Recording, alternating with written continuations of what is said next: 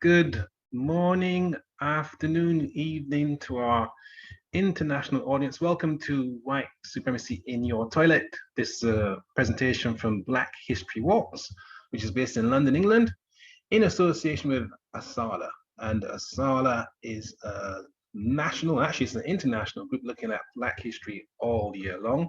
But in February, which is Black History Month in America, they have a number of events, and this is one of many. So I'd like to shout out to our brothers and sisters in Scotland, in Canada, in South Africa, in France, and other parts of the world. On the screen in front of you, you can see some of our coming events. So Black History Walks runs events all year long. This is just one of them, an international one, but you can see there's a list of some coming events there on the right-hand side, which I might mention later on. So I mentioned ASALA before. This is our special logo, and there's a number of events in February to recognize ASALA's history and contribution, and indeed the contribution of African people of African descent around the world. And this one is titled White Supremacy in Your Toilet. So I mentioned Black History Walks. We organize walks, talks, and films on the Black history in London every single month of the year for the last 15 years.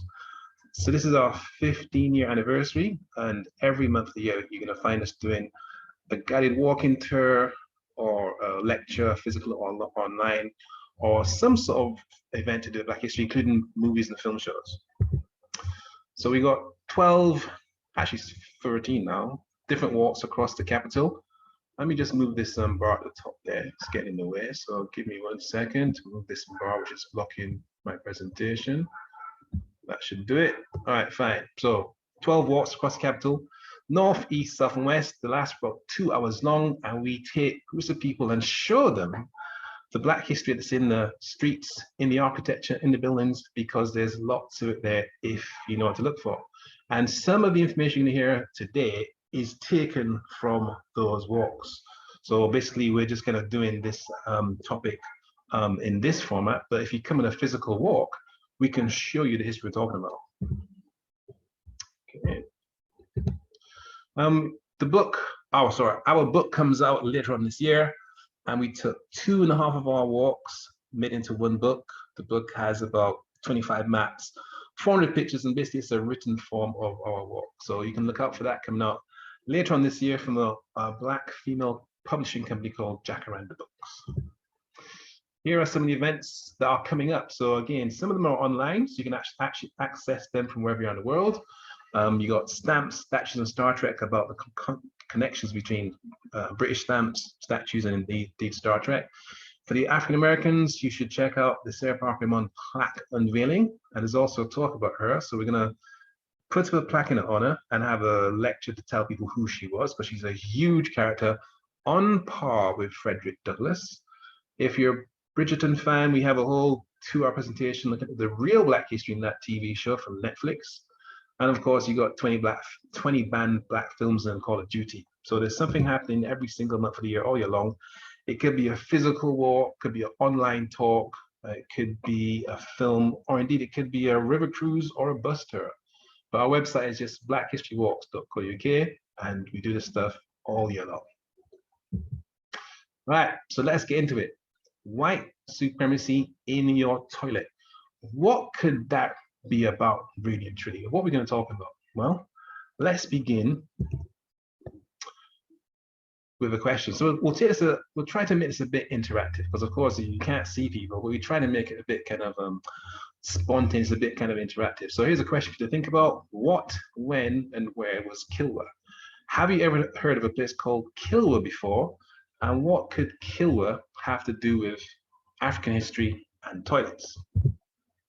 Well, here's a map of Africa, and you can see there's a number of cities on the African coast.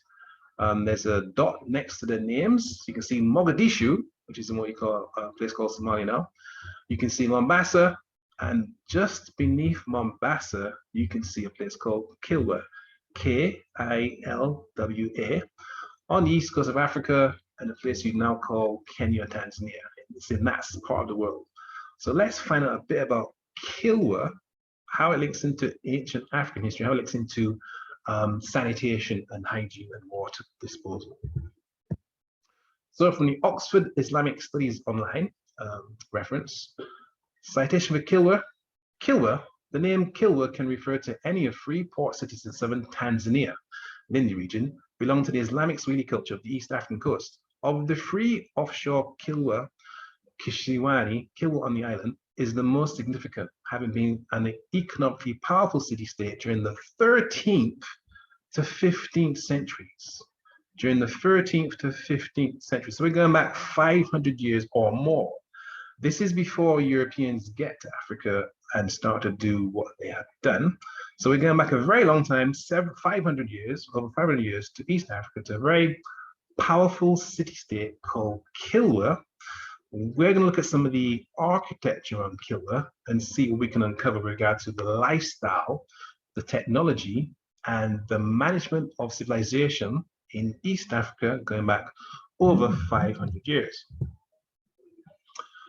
After the 11th century CE Common Era, Kilwa developed from a modest fishing and farming community into a major urban center with considerable economic and political influence and mercantile interest in Africa and the Indian Ocean. At its height in the 14th century, the city covered an area greater than 1 square kilometer, was home to several thousand people, and reportedly controlled the trade in gold coming from the Zimbabwe Plateau. The city boasted a large palace compound known as Hussein e Kubwa, and one of the largest and most impressive mosques in East Africa. After a visit in 1331, this is going back 700 years now, the famed Moroccan traveler Ibn Battuta described Kilwa as one of the most beautiful and well-constructed towns in the world. So this is an African traveler from Morocco. He goes all the way down to what we now call Tanzania, to Kilwa. In 1331, it says it's one of the most beautiful and well-constructed towns in the world. This is long before the British, the French, the Portuguese even get to Africa. And this is definitely long before you have the development of the international kidnapping business called the slave trade, which kicks off in the 1600s. We're going back to the 1300s, where the most beautiful, well-constructed town in the world, according to Ibn Battuta, is Kilwa. But what more is there about Kilwa? You can find out. Here's a couple of photographs of Kilwa, which is built around the 1300s, and some of this stuff is still, some of these architecture is still standing. There's a lot of information online. If you have you do have the reference now, you can find these images there. And it talks about how there was a large area where worshippers bathed their feet before entering the mosque, that is. So this is evidence of a civilization, art, culture, architecture, etc. But let's get to the toilet aspect. Kilwa in historic documents. Befitting the city deeply involved in interregional trade, a number of outsider accounts of Kilwa during the second millennium CE, Common Era, help chronicle the city's development and the daily lives of its inhabitants. Ibn Battuta described the inhabitants as having dark skin and facial tattoos and noted that they all practice Islam. He also commented on the generosity of Kilwa's Sultan al-Hassan bil Suleiman, who was supporting several Islamic scholars. In 1331, he recorded details of elite Swahili life at Kilwa, describing the living in stone houses with interior toilets. Right there, with interior toilets in East Africa 700 years ago. Dining off imported dishes and wearing imported silks and gold and silver jewelry. And I should mention that at this time, the East Africans are trading with the Indians and the Chinese. So again, this is before Europeans get there and start to kind of interfere with things. You have Africans from East Africa, what we now call Kenya and Tanzania, trading on a regular basis with China and India. So here's a reference from Archaeology, a publication of the Archaeological Institute of America, and it mentions stone towns of the Swahili coast, because it isn't just Kilwa, there are other ones too. And as it says there, along 2,000 miles of the East African coast, the sophisticated trading centers of the medieval Swahili reveal their riches and influences, by Samar S. Patel, 2014. So there's a whole string of such cities, but Kilwa was the most well-known, most accomplished, most kind of well-documented. And here we have another image of Kilwa, and you can read what it says of itself. It says it's a huge palace or large fort built in the 1300s. The Kilwa architects added their own unique twist by embedding pieces of Chinese porcelain into the white line plaster of the exterior walls for decorative effect. So again, you have your references are there, the evidence is there, the history is there, but what we often hear about Africa is that it was backward, primitive, savage, undeveloped, etc., etc., etc. And indeed, that was complete nonsense, but that's the narrative you tend to get from mainstream historians. Here's a quote from a book called Places of Encounter, Volume 1, Time, Place, and Connectivity in the World History, Volume 1 to 1600. These houses were as comfortable and well designed as any in the world. Houses at Gedi, which is much better preserved than Kilwa, had toilets in them, something few houses in the world could claim in 1300. They also had systems for channeling water from nearby wells to cisterns in the houses. Set into the bottoms of these cisterns were Chinese ceramic bowls, often with Chinese character for long life inscribed in them. So again, evidence of international trade, evidence of linguistic skills, evidence of the management, the efficient management of human waste, because at this time, Europeans did not have indoor toilets. On the whole, that's something that came much later on, as we shall see. So from East Africa, Southern East Africa, we're going to go to North Africa and indeed Southern Europe. We're going to look at the presence of what we call the Moors, who were from North Africa, and they actually controlled and ruled what we now call Spain for about 700 years. So from the year 700 to the year the 1490s, the Moors, the North Africans, were in charge of and ruled and controlled what we now call Spain. And this is a little sample of some of the existing architecture, because some of the fantastic buildings they built are still standing now. They're actually often World Heritage Sites. They're very well known. They're very well documented. You're going to see a sample of a few of them built by African people from, several hundred years ago. And just look to see how they manage water in these little video clips you're going to see. So look at the architecture itself, which is quite interesting, if not amazing. But look to see how water is managed. And then think about the technology required to transport this water several miles from where the source is to the actual palaces or fortresses, and then how that water is managed in the space. Just have a look and see what you think.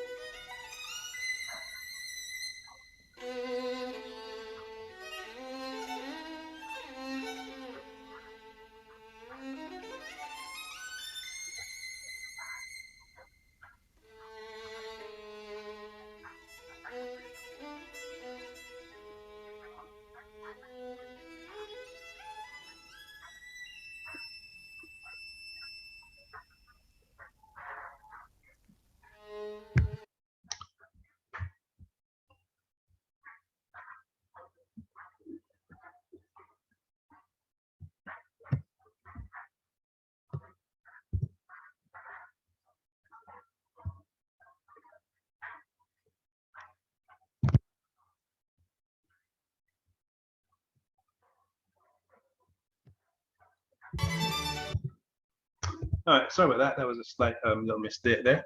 But hopefully you saw the amazing architecture. You definitely saw that fantastic alignment and array of water features. And what is not clear from what you saw there is that these water features were designed not just to be pleasing to the eye and artistically kind of attractive, but they were also designed to cool the interior of the homes, of the palaces, of the fortresses. So the way the water was designed to flow into certain rooms was in effect air conditioning. Because if you lived in the palace where you had all those fantastic fountains and those particular kind of mini canals within the structure itself, you would find that if you were in the room with the water flowing through it, the temperature was much less than outside of the fortress or the palace or the castle. So you could find an average temperature within the property of 21 degrees, whereas outside it could be 30 or 40 degrees. So amazing architecture, but you can clearly see how that water was managed in a very efficient and very highly advanced engineering manner. So from the 1300s in Africa and African-ruled southern Spain, we're going to go to 500 years up to the 1800s and look at London. So we've just seen a couple of examples of how waste is managed, how water is managed in Kilwa in East Africa, and also in African-controlled southern Spain. We're now going to go to central London, see how sewage and sanitation was managed in London in the 1800s, which is roughly 500 years after the history we've just witnessed. Because there was something called, let me make sure I get rid of this floating control again. There was something called the Great Stink of 1858. So can you imagine what could this title be referring to? So in London, part of the Great British Empire, you had something called the Great Stink of 1858. Now, actually, this is a couple of years before you have the American Civil War, which ends in 1865, just to give the Americans a comparison. So let's find out, what is this Great Stink in 1858 in London all about? So watch carefully and listen carefully. In 1858, a horrendous stench pervaded London for 2 months. The iconic River Thames was the origin of the noxious odour, now known as the Great Stink.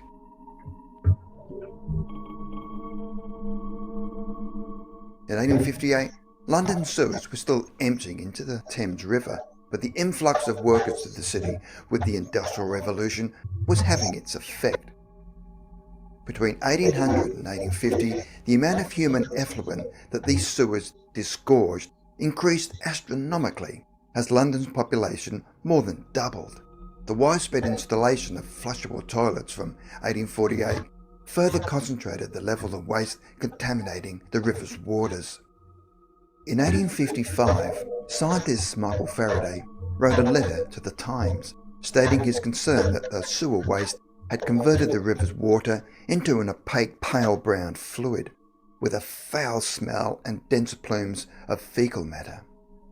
The smell intensified in the summer of 1858 when a heat wave hit London and the massive amount of river waste began fermenting, creating widespread nausea. British newspapers described the waterborne stench as the Great Stink, with one writer complaining, "Gentility of speech is at an end. It stinks, and who once inhales the stink can never forget it, and can count himself lucky if he lives to remember it." In those days, scientists ascribed to the miasma theory of disease, which held that bad smells cause and spread diseases such as cholera. The city had already experienced 3 cholera epidemics between 1831 and 1854, each costing the lives of thousands of Londoners. While the population panicked, however, a physician by the name of John Snow theorised that the Great Stink was not the cause of the disease. During the 3rd cholera outbreak, Snow had investigated the disease's spread in the Soho area. Suspecting that it spread via polluted water rather than bad odours, he tested his hypothesis by removing the handle from the local water pump. This prevented the residents from drinking the contaminated water, and the neighbourhood showed a sudden drop in cholera fatalities. While this experiment confirmed Snow's theory, the common belief persisted that bad smells caused the deadly disease. The putrid fumes increased over months, and Queen Victoria and Prince Albert embarked on a pleasure cruise of the Thames, but were forced back to shore within minutes by the toxic stench. Even parliamentary business was affected, with its curtains on the river side windows being soaked in lime chloride to abate the smell. When this didn't work, relocating Westminster to a regional area like Oxford or St Albans was considered. In the meantime, government was footing an expenditure of £1,500 a week to spread lime on the Thames foreshore. With the public in an uproar, the politicians finally passed a bill to construct a new sewer system for the city. An innovative engineer called Joseph Basil Getty was commissioned to design 82 miles of new sewers. These would pump and transport London's waste through the complex system to the east, north, west and south, safely beyond the city to flow into the ocean. With the undertaking of this massive project, if the Great Stink disappeared, the river and the Londoners' drinking water were restored to their level of purity. However, concerningly, there was a further outbreak of cholera in 1866, which claimed over 5,000 lives. The epidemic occurred in an East End neighbourhood of London, the only area not yet connected to Basilgate's sewer system. Finally, Snow's theory was validated. It now became widely accepted that the disease was waterborne, discrediting the miasma theory. The groundbreaking technology which ended the Great Stink saved thousands of lives, extended Londoners' life expectancy and changed scientific thinking. With London's population continuing to increase exponentially, the cleanliness of the Thames remains a work in progress for modern engineers. All right, so basically in the 1850s, London was having its sewage dumped into the River Thames, which caused a great stink, of course, but also they were drinking water from the same River Thames and other rivers. So there's a bunch of rivers that flow into the River Thames. Those rivers were used as sewage dumping routes, and also they would dump that sewage into the River Thames itself directly. So basically, 1858, situation came to a head, and it was just a whole river full of sewage. Now, that is interesting because it then led the government to organize a massive sewer system for the whole of London under the guidelines of a man called Joseph Basil Getty. And that sewage system is still in operation today. Those sewers that were built in Victorian times are still there now, and they still serve the city and still take away the sewage of the city to, well, it used to actually be discharged into the river itself, further down the river. Then it was collected in barges and then dumped in the North Sea, whereas nowadays they actually kind of recycle it. But we're going to look at the financing of this massive sewer system that did not exist before 1858. And it's interesting because we just looked at Africa in the 1300s. We looked at Moorish Spain several hundred years ago, and those people were able to manage their sewage quite efficiently and have inside toilets, and also have very sophisticated water management systems. But we can find in London that they don't have the same level of sophistication. In 1850, so we actually have a cruise on the River Thames. So that same river we just was speaking about, we actually go up and down the River Thames for about 3 hours, and we show people all the hidden history you're going to hear about in the next half an hour or so. And apart from the sewage aspect, there's the aspect of having real characters on board the ship, or boat rather, from history, like Nana de Runes, like Mary Prince and Equiano, who tell their history as we go up and down the River Thames. We also have a narrator or guide on board who tells you the huge history of African Caribbean people when it comes to river, and that is a very interesting event. It takes place a couple of times a year. The next one's going to be the 19th of March, and you can check it on the website. So the Metropolitan Board of Works were the people responsible for building this enormous sewer system to cure the disposal of waste into River Thames and to improve the lifestyle and quality of life of people in London, and just to basically clean up London's sewage issues, right? That was their job. But they have a very interesting history. The MBW was the public body responsible for the construction of the London Main Drainage Project, the new interconnected sewage system, which included the building of the Albert and Victoria Embankment as a result of the Great Stink of 1858. The new sewer system started construction in 1859, and over the next 30 years, revolutionized disposal of human waste in London, reclaiming 54 acres of land from the river and vastly improving the street layout. So for those of you from London, you know the Embankment area, which is between Waterloo Bridge and Blackfriars Bridge, you could say. There's a tube station called Embankment. That area you see there didn't exist until this project came along. That's part of the reclaimed 54 acres. That area you see there, where the Somerset House is now, was basically water. It was part of the river. But when they built the sewer system, they actually reclaimed that land from the river. And if you've ever been on the District or Circle line, when it goes through Temple, Embankment, Westminster, right next to the tube station, the tube trail, lines, is a huge sewer, literally right next to it. But let's move on. The chair of the MBW from 1870 to 1889 rather, was James McGarrell Hogg, 1st Baron Magharamorn. He inherited the property of his brother-in-law, Charles McGarrell. The inheritance included 14 slave estates in Barbados and Ghana. To give an idea of the extent of his inheritance, Charles McGarrell's wealth when he died in 1876 was £500,000, which would be worth approximately 58.5 million in today's money. So the man in charge of building the sewage system to solve London's human waste problem was a slave master who got money from slavery in the Caribbean. He was extremely wealthy, and his wife was also directly involved in slavery. So the boss of this entire organization and his wife were both multi-millionaires from slavery. In fact, let me show an example of their wealth. James McGarrell Hogg used some of the inherited slave money to build Magaramorn House, a 34-bedroom, 44-bathroom property on 40 acres of land in County Antrim, Northern Ireland. That's the picture right there. It's presently used as a wedding venue and a conference center, but guess what? There's no mention of how that place was built or the slavery connection. Anymore, there's a mention of how the fact that the same guy in charge of the MBW was making money from slavery. So the connections are very, very direct, very obvious, once you know about that is, and you can't deny them. But when you're looking at London's history, this history is not referred to, not referenced, not spoken about. It's as if it never happened, although of course it did happen. The Indian connection. What year was the Great Stink? Well, we read that already. I think you should know by now. James McGarrell Hogg's father, Sir James Ware Hogg, was the chairman of the British East India Company, and James was born in Calcutta in 1823.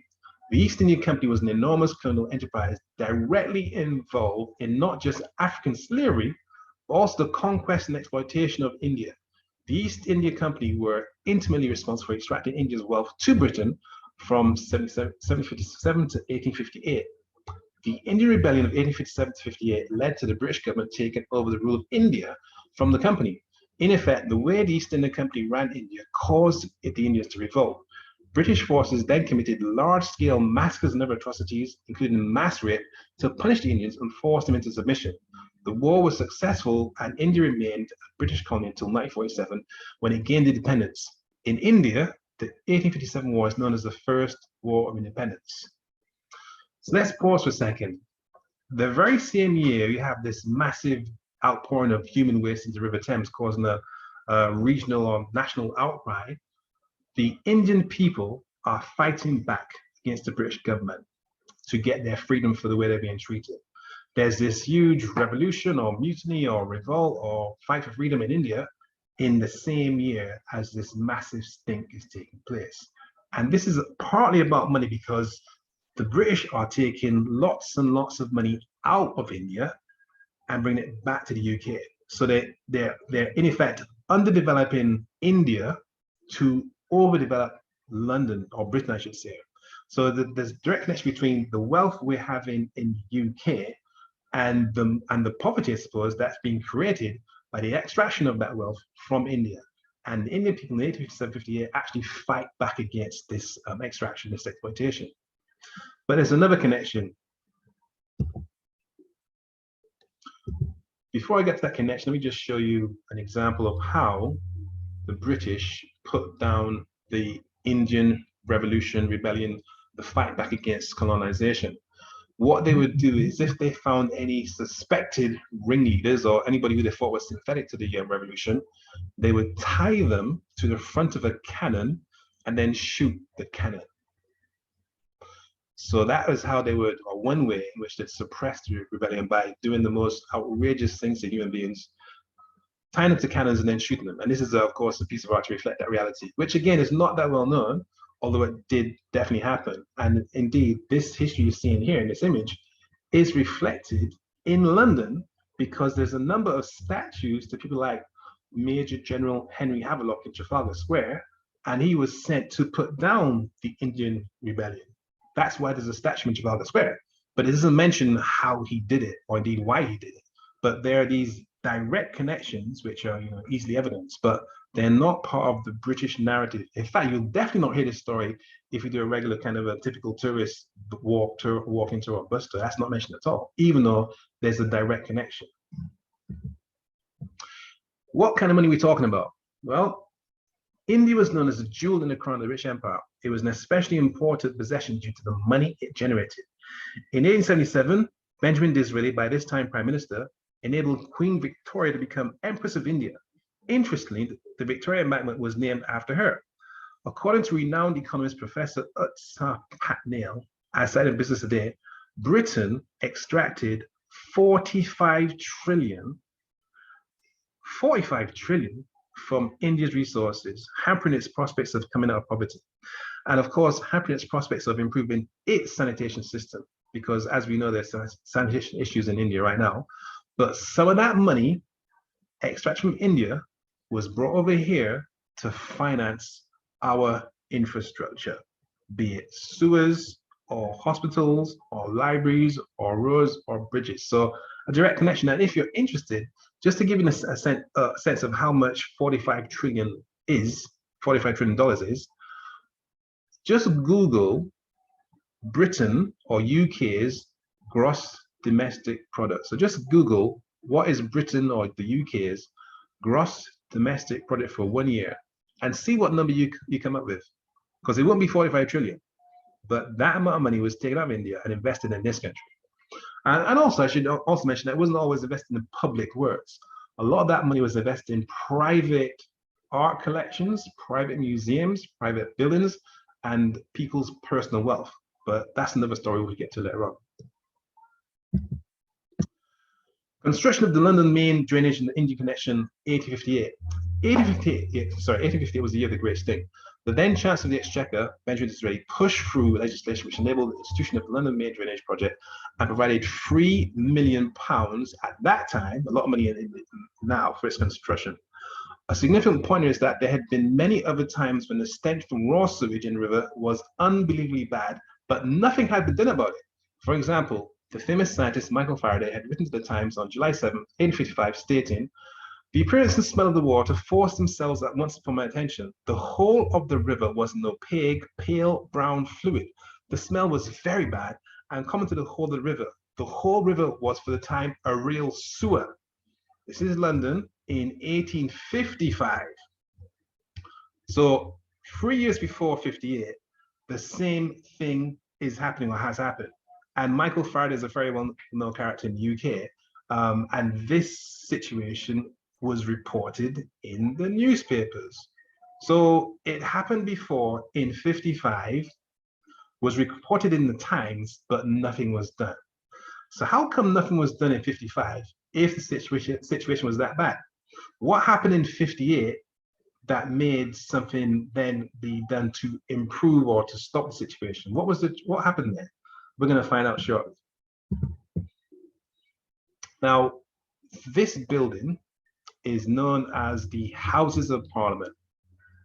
You've probably seen it before, you got Big Ben there, but the actual building itself is called the Houses of Parliament, or sometimes it's called the Palace of Westminster. So how does this building link into this sewage history in the River Thames and the year 1858, and the fact that in 1858, something was definitely done to stop this sewage problem that had never been done before, even though, of course, it happened in 1855. We have a saying in the Caribbean called "he who feels it or she who feels it knows it," which means basically, if you're affected by something, you understand what that thing is about and you're motivated to do something about it. If you've never experienced it, then why would you be motivated to actually address it or to improve it or to work out to kind of change it? That's what that saying means in a nutshell. There's a book by a guy called Dale Porter. It's called The Thames Embankment, and it's all about the Thames Embankment. Here's a quote from the book.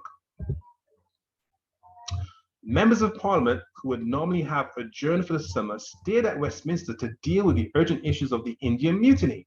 The new Palace of Westminster Parliament had an overflowing sewer line laid right through its foundations and a large outfall just outside its new terrace. Noxious fumes invaded the committee rooms and took a firm, repulsive grip on the library. Goldsworth Gurney covered the windows with lime-soaked cloths and shut them up entirely. On June 25th, he advised the Speaker that he could no longer be responsible for the health of the House. Although the Times claimed the old men in Parliament had the constitution of water rats, the condition of the river forced them to act decisively. The Disraeli's Metropolitan Board of Works legislation passed on the 2nd of August with little discussion. 10 days later, the board voted to accept the plans of Bazalgette, Horsley, and Bidet for the London main drainage, which is the sewage system, which cleaned up the sewage, which went to the water, which is still around even now. But the point is that it only happened because of the Indian Mutiny and the fact that the MPs, who would normally been in their summer homes having a good time, were forced to stay in Parliament, therefore having to smell that awful stench of the collected sewage in River Thames. So if that really had not happened, at the time it happened, they would not have been there in August, which is normally kind of a hot month in the country's climate, and they would never have smelled, because as I said before, it happened before in 55, but nothing was done because those guys who had the power and the money to fix it did not experience it, didn't feel it, and had no inclination to do anything about it. So it's sometimes the case that unless the rich and powerful experience something which affects them directly, they take no interest in addressing that issue.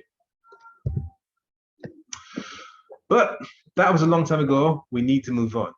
So I just talked about the 1850s and human sewage in the Thames. What is the situation in the 21st century? Let's have a look.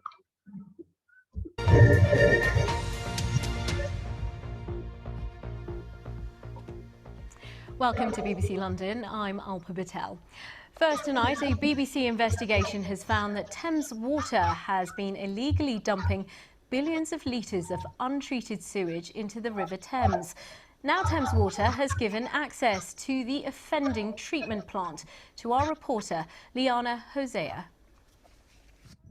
The River Thames, our capital's lifeblood, is being treated like an open sewer. Last year in Greater London, Thames Water dumped raw sewage for almost 35,000 hours.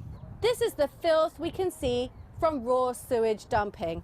Whole mountains of wet wipes, and that's what this whole area is. It's not the riverbed, but some of the nastiest stuff is what you can't see. The chemical toilet cleaner, human waste, bacteria, bugs and drugs that pass through us go down the toilet and end up untreated in the river. Mogden Sewage Works treats the waste of more than 2 million Londoners. But what you might not realise is that they don't always treat it. Last year, on 2 days alone, they released the equivalent of 800 Olympic swimming pools of raw sewage into the Thames. We've seen data that shows this dumping was illegal. Actually, they did breach their permit because of one condition is, as I say, that it has to be due to rainfall, but the other condition is that when they're spilling, they have to keep treating a certain amount of sewage a minimum amount. And on those 2 days in particular, Thames Water, we're not treating that minimum amount. I put this to Mogden Sewage Works site manager. That's not for me to say. What I can say is discharges of sewage into the river is totally unacceptable, even when legally permitted. The issues, the challenges are great.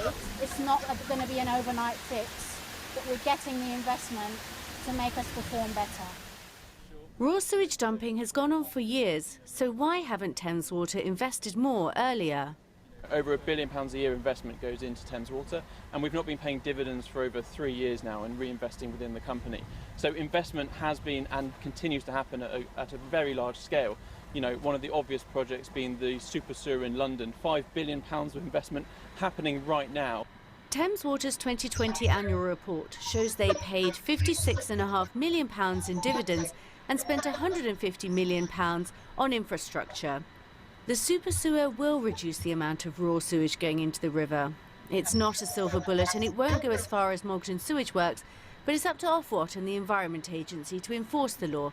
They declined an interview but said, water companies have a legal duty to avoid pollution. Over many years, the Environment Agency has put pressure on the water industry to better protect the environment. Anyone who suspects pollution in our waterways can report it. So Londoners might have to get their oar in and press for the laws to be enforced if they want a cleaner river. Liana. All right, so lots of interesting things to pick out of that short report there. One is that this is 2021, not 1858, but you're having the same problem in the fact that there's been human sewage dumped in the river. That's one story, one part of the observations. Second part is it links into capitalism, because it's not just Thames Water that's been dumping sewage into the River Thames or waterways. There are a number of other water companies across the country that have been found to be dumping sewage into the waterways. And that could be linked to profit or saving money, because if you treat the sewage, you have to pay for that treatment. If you dump the sewage, then you don't pay for it, which means you can make more money. So that's another aspect to think about. And then the third aspect to think about, or another aspect to think about, is the fact that this is the United Kingdom, one of the richest countries in the world, and even in 2021, they have problems managing sewage and water in the 21st century.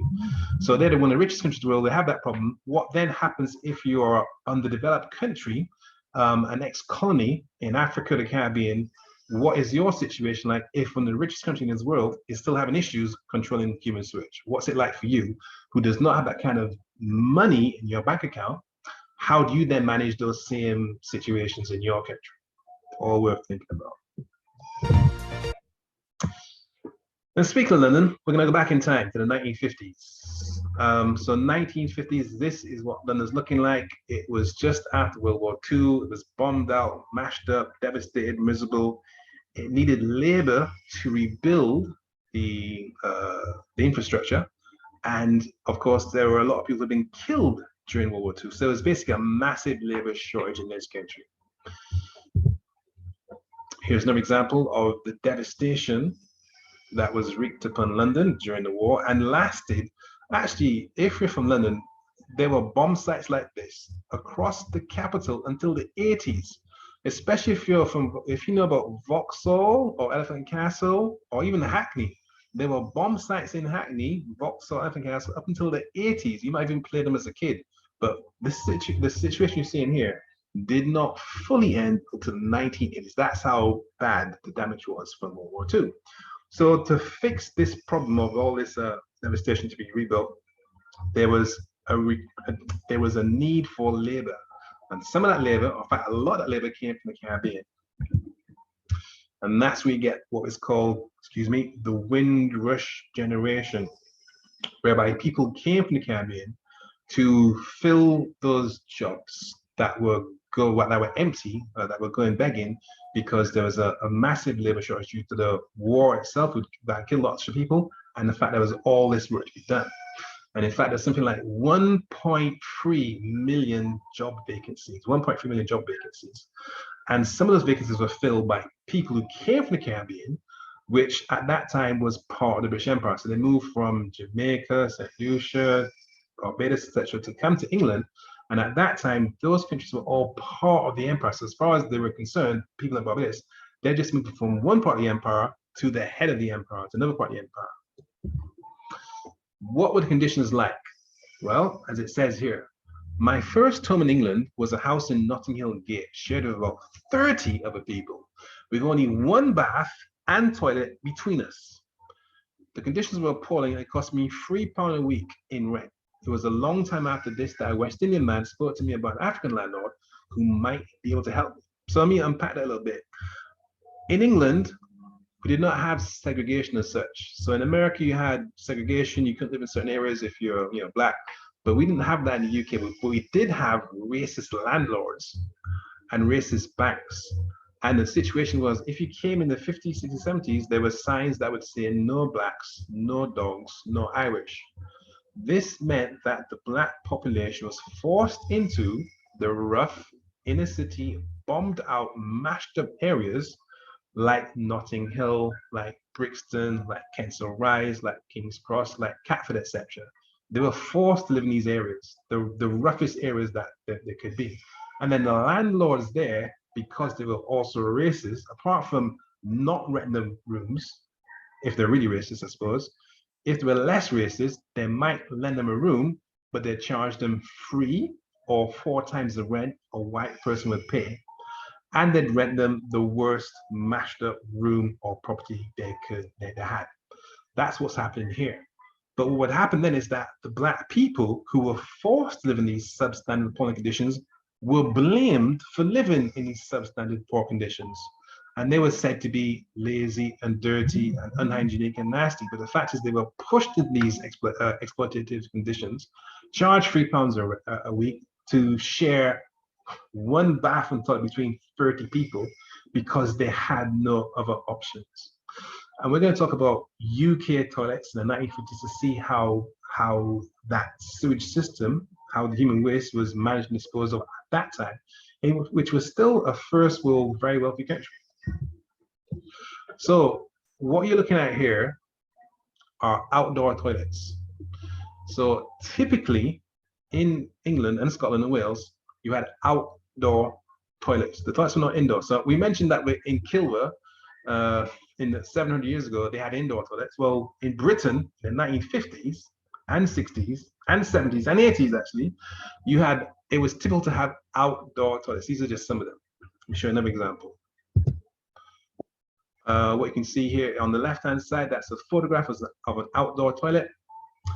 On the right-hand side, there's a diagram of what an outdoor toilet would look like. But so if you guys are watching from England, if you've been to a terraced house, a house in the terrace, you might have found that the bathroom is at the back of the house on the ground floor, not upstairs, but at the back on the ground floor. And that's because initially that terrace house did not have an indoor toilet, it was outdoors.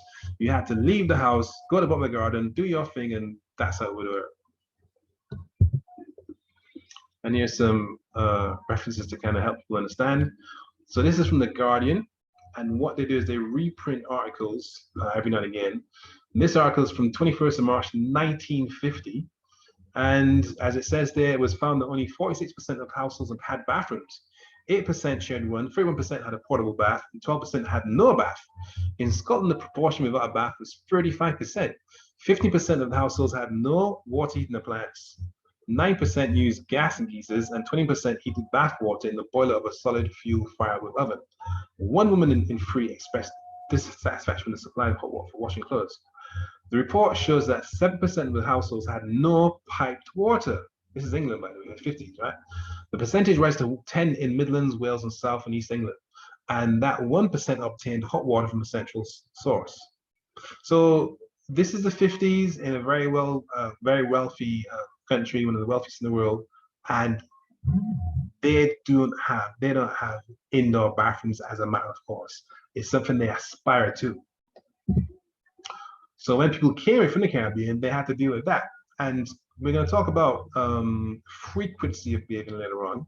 But this is Mr. Sam King, who arrived in 1948. He's an ex-World War II RAF veteran. He wrote this book called Climate of Rough Down the Mountain, and this is him speaking about accommodation in London in the 1950s and 60s.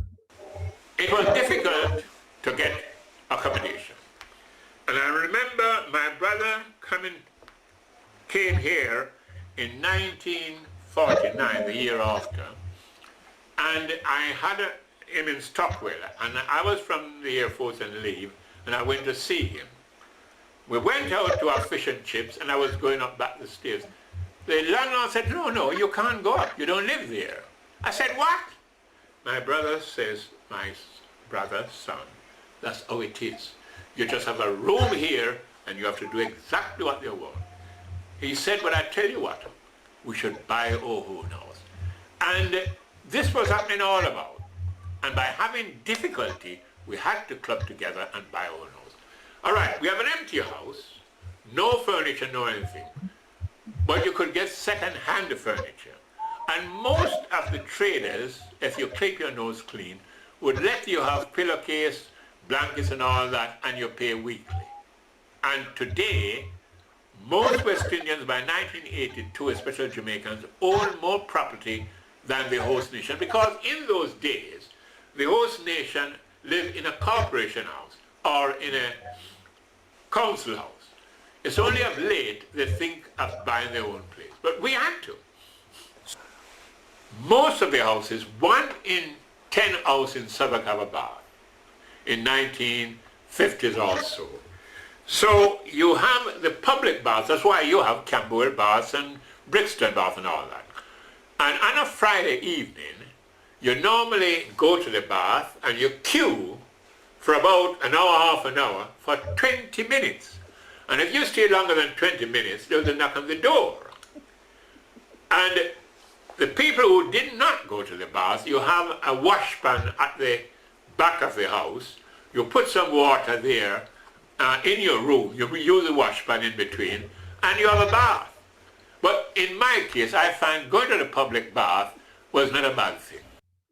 Let me just give you some context to what Mr. King had said there. First of all, he mentioned that the 1 in 10 homes in Southwark, which is a south number, would have a bath, which meant that you couldn't have a bath in your house. You had to leave the house and walk for 10 minutes, half an hour to get to what's called the public baths. And those sites are still there. They're often changed into libraries or cafes, but those sites are still there. But basically, there were huge premises which had a number of bathing or baths inside the premises, where you pay your 10p whatever to have a bath inside the premises.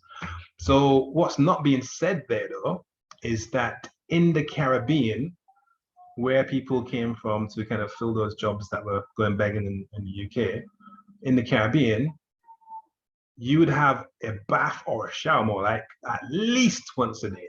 In fact, if you've been to the Caribbean, if you live in a tropical country, if you live in an area that has typical 25 degrees, 30 degrees temperatures, you know that you're gonna have a bath or a shower at least once a day, if not twice.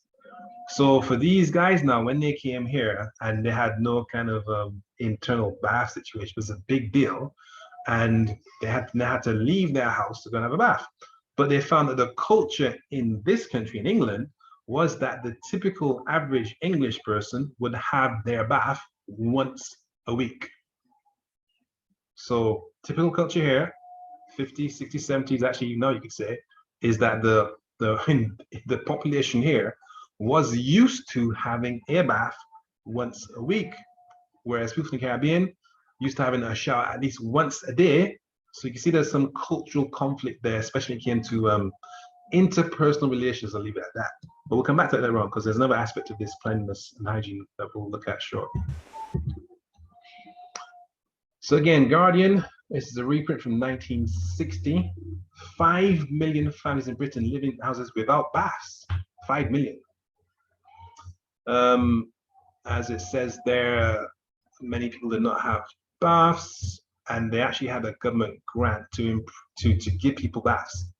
So the idea that Britain was a beacon of sanitation and hygiene was not the case, at least not in the 1950s, because many people, a lot of people, did not have a bath at all, and therefore didn't choose to have a bath, or couldn't have a bath if they wanted to. So again, just to put this history into context, because we often hear about Africa being undeveloped, uncivilized, insanitary, etc., and you have to look at, well, is that the case? And if that's the case, why was the case? Is it linked to what happened in this country? Now, bear in mind, this is a very wealthy first world country. If they're having issues supplying their people with baths and toilets, what happens then to the colonized countries that they've extracted money from, which doesn't have the kind of resources that we have in the UK? How do they then deal with their issues of sanitation in Africa or in the Caribbean? And just to bring this up to date, this is a property which is for sale, or was for sale about a couple of months ago. It says they added on 6th of November 2021, but it was definitely on sale about 2 months when I checked in the first place. Now what you're looking at here is, let me show you, an outdoor toilet. So this is 2022, and there are places on sale right now, at least this year, that have outdoor toilets. Now this place is in a place called Wales, but right there you can see, look, the building at the back on the left-hand side next to the tree. On the left-hand side is a close-up of that same shot. So that tree you see on the right-hand side by the little outhouse there, that is a toilet. So these outdoor toilets aren't simply new. This is something that's still going on even now in the 21st century. But what about toilet paper? And again, it depends on how old you are, but the toilet paper you're using right now is a bit different from the toilet paper they used in the 1950s, 60s, and 70s, and even the 80s too, actually. At least in the UK, no, but I don't know about America. So, some of us may remember hard toilet paper and shed a little as we recall the shiny, smooth sheets. But there was a time when Brits proved difficult to convince of the benefits of soft toilet tissue. So that's from the Wellcome collection, and I should explain briefly that the toilet paper that was used in schools and in government offices up until the 1980s was stiff, hard paper. The best way to describe it is like, you know, like if you have like a Christmas present or a birthday present, you wrap it. That kind of paper is what was used as toilet paper. That kind of hard, kind of you know, unforgiving kind of paper you used to wrap your Christmas presents, toilet or birthday presents. That was typical toilet paper in the 80s in the UK in government institutions and schools. If you ever did tracing, there's also something called tracing paper. Tracing paper was what toilet paper was like in the UK in the 80s, and people had to be convinced to use soft toilet paper. More than 400 interviews later, the psychologist reported back the market was softening up, but faster in some places than others. In Glasgow, the psychologist said many people still use newspaper. In Yorkshire, soft papers were viewed with great distrust and anxiety because they were not reliable, quote unquote. Any new paper would have to be marketed as strong and good value for money to win over these customers. And people were reluctant to change their bathroom fittings, so free roll holders might be a good incentive to change. So the pictures you see there, the larger picture, what says Izal, that is the toilet paper of the old days, of the 70s and 80s. And the Andrex is what you might use now. But originally, the Izal paper, that kind of stiff, hard, uncomfortable, very kind of scratchy and sharp paper, was what was used in your typical toilet in the UK. Here's a question for you to think about. Which is more sanitary? Which one of those options is more hygienic or cleaner as far as you're concerned? Which is cleaner as far as you're concerned? Which is cleaner? And think about it from a kind of a practical perspective, because it might be used to doing one sort of thing, but if you sit and think about it, which option is cleaner or more hygienic or indeed more effective? Think about that for a second. Because that also links into ideas of European culture being promoted around the world, where other cultures may have a different approach to doing the same sort of thing, or doing the thing in a different way, I should say. So, for example, Singapore, Philippines, Thailand, Taiwan, they don't use, well, depends where you are, I should say, because if you're in the tourist area, you'll definitely find toilet paper. But if you're in a non-tourist area, you'll find that there is a lack of toilet paper, a lack of what you might be used to in America or indeed Europe. So you got Singapore, Philippines, Thailand, Taiwan. Egypt, Morocco, and Jordan have a different method of evacuating the bowels and cleaning oneself. And we're going to look at why some cultures do not use toilet paper, just briefly.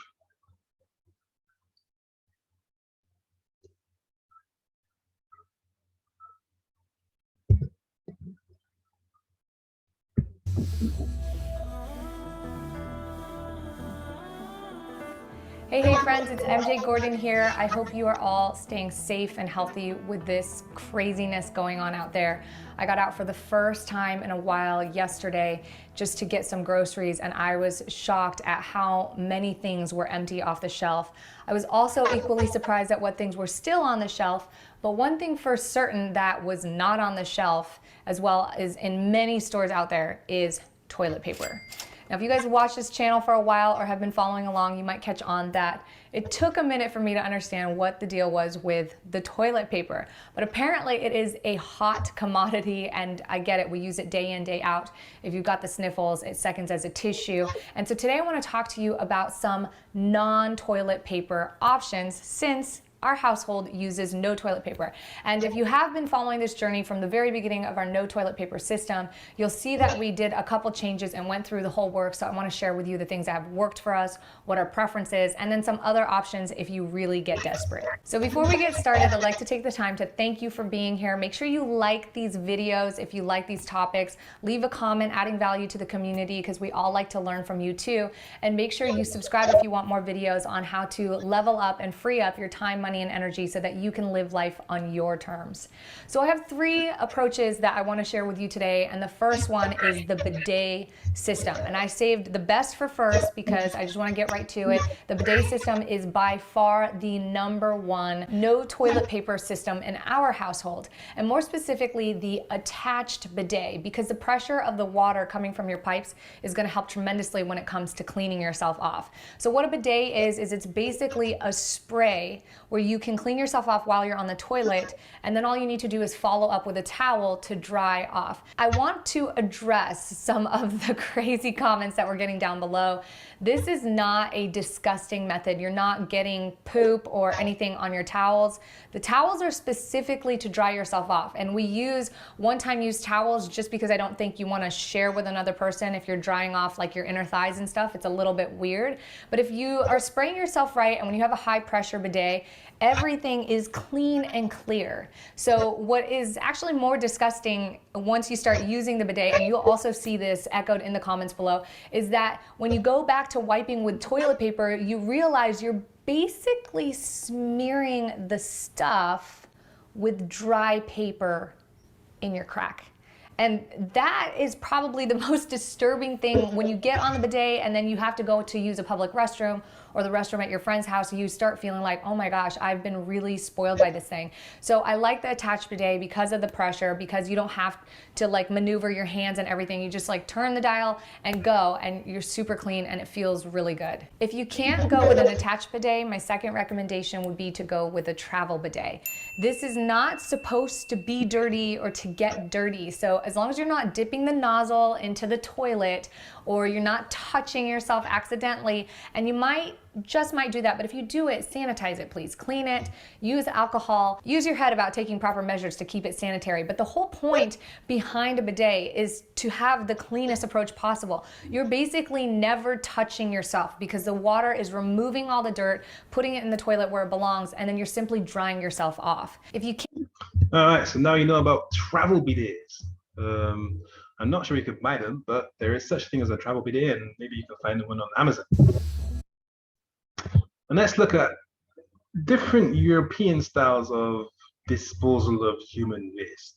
Now, if you've traveled to Holland or Germany, you might have seen this type of toilet design. And I'm wondering if you can actually spot the difference just from looking at it.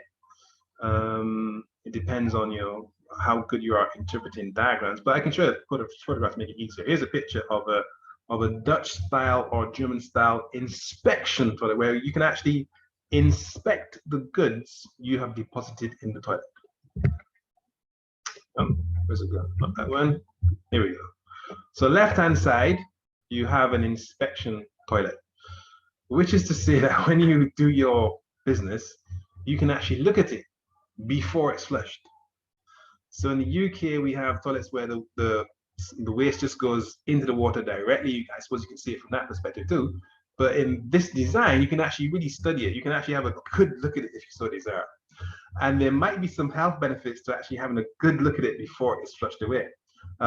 Because this is something called, on the right-hand side, you've got something called the Bristol Stool chart, which analyzes or gives you an analysis of the different types of poo that can come out.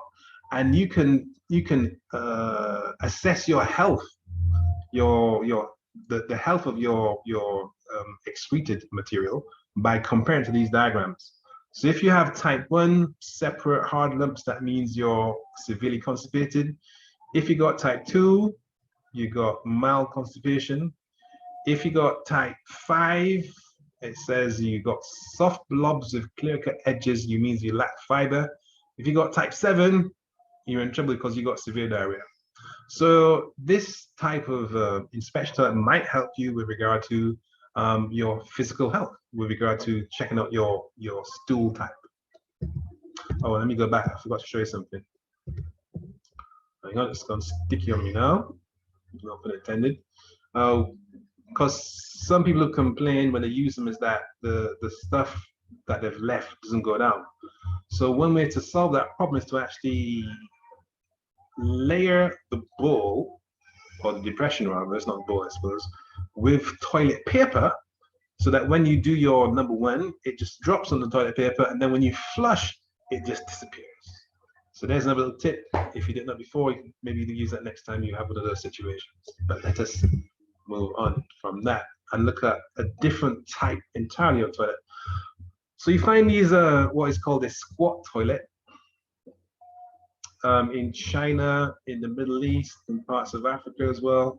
And this is when you have to squat to use the toilet. Now, I should mention, of course, that biologically speaking, mechanically speaking, the best way to evacuate your bowels is by squatting. And if you think about it, in nature, if you happen to get caught short when you're on a hiking trip in the mountains, there's no toilets around anyway, what do you do to evacuate your bowels? You squat. It's kind of a natural, automatic human reaction. You don't stand up, you don't kind of sit down at 90 degrees, you actually you just squat down, and then that motion helps to the material inside it to come out. So this type of toilet reflects the human anatomy as it was designed in the first place, and it's very popular for billions of people. Of course, from a Western European standpoint, it might seem a bit weird or odd, or actually hard to do, because most people aren't used to squatting, which is why there's that bar to help you out. But again, it links back into the European culture, or the European dominant culture, which says our way is the best, and anything less than our way, anything other than our way, is less than our way and is not as civilized as us. So that's all part of the story we're looking at as well when it comes to the idea of white supremacy, how white people do things, that is the only way to do things, it's the best way to do things. How Chinese people do things, well, that's not just as good at all. Here's some tips just in case you need to use a squat toilet. You got to practice squatting. That does help, because you might fall over the first few times you do it. And you should carry your own materials and make sure you kind of arrange to have some place to put your bag. Notice it says throw paper in the basket, which is also true, because there are some countries you go to. I went to, I think it was Israel. I was traveling around there, and you weren't allowed to put the paper into the toilet itself. You were told to put the toilet paper that you'd used into a bucket or a basket, which is quite intriguing. So let's get to Africa in the 21st century. See what are Africans doing to kind of handle human waste. African innovators rethink the toilet. In Ghana, South Africa, Kenya, Zambia, and Uganda, simple but elegant alternatives are helping fight disease and environmental degradation, while also saving water and extracting monetary value from bodily waste. So again, this is interesting, because I wonder how many of you have heard of the things we're going to talk about the next 10 minutes or so on your mainstream TV, be it BBC, Channel 4, NBC, ABC, whatever. How much of this African news, African scientific innovation have you heard about in the last 3-4 years, or even this month, on your mainstream news sources, because you find that African people in South Africa, Kenya, Zambia are coming up with these really interesting, cost-effective, and very innovative ways of handling human waste. And bottom of the screen, it says, a resident walks past fresh life toilets in the Mukuru slums in Nairobi. Now, that's another thing to look out for. When it comes to Africa, mainstream society, mainstream news always talks about slums, slums, slums, slums, slums, slums in South Africa, slums in Nairobi, slums in Kenya. They're also about slums, but they tend not to, or in fact, they do not explain how those slums came to exist. So they'll show lots of pictures of slums and people being crowded into very unsanitary conditions and being overcrowded, etc. But they do not, on the whole, explain how those slums came to be. But we'll find out shortly about how they came to be. The developed world is locked into using waterborne sewer systems, explains Jos van der Erndt, Research and Development Manager at Dutch social enterprise Safi Sana. But sewers are expensive and time-consuming to build. And by mixing feces, urine, and grey water, and then diluting this with drinking water, water waste, they make it much harder for processing facilities to extract value from this excreta cocktail. In Western cities, wastewater is seen as an end-of-pipe cost, says Cape Town-based bioprocess engineer Dr. Harrison. But if handled correctly, it can actually generate plenty of value. What are they talking about? Let's find out.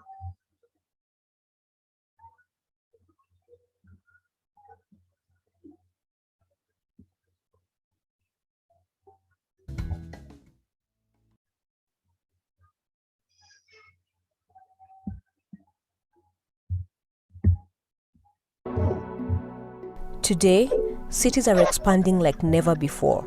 People are attracted to the chance to earn more money, access better services, and the opportunity for a higher quality of life. But by 2030, 2 billion will live specifically in urban slums, making them more crowded than ever. This growing population strains cities' resources, and cities are having a tough time keeping up. One major problem is that a lot of people produce a lot of waste: human waste, kitchen waste, and garbage. In Nairobi, Kenya, residents produce more than 14,000 tons of waste daily, and this will double in the next 20 years. Nairobi's existing resources cannot handle this amount of waste. The landfills reached capacity a decade ago, and only 12% of the city has access to sewers. The waste that is left uncollected and untreated destroys the environment and endangers community health. Synergy cleans up growing cities by containing, collecting, and converting waste into valuable agricultural inputs and renewable energy to meet the demands of Kenya's growing population. To address the sanitation problem, we run a franchise network of clean, affordable, and quality toilets called Fresh Life in Nairobi's informal settlements. We support the community members who run Fresh Life toilets. We help ensure that everyone always has access to safe and affordable sanitation at home, at school, and whenever they have the urge. Underneath the toilets are durable cartridges which Synergy's logistic team collects on a regular basis, safely and professionally removing the waste from the communities.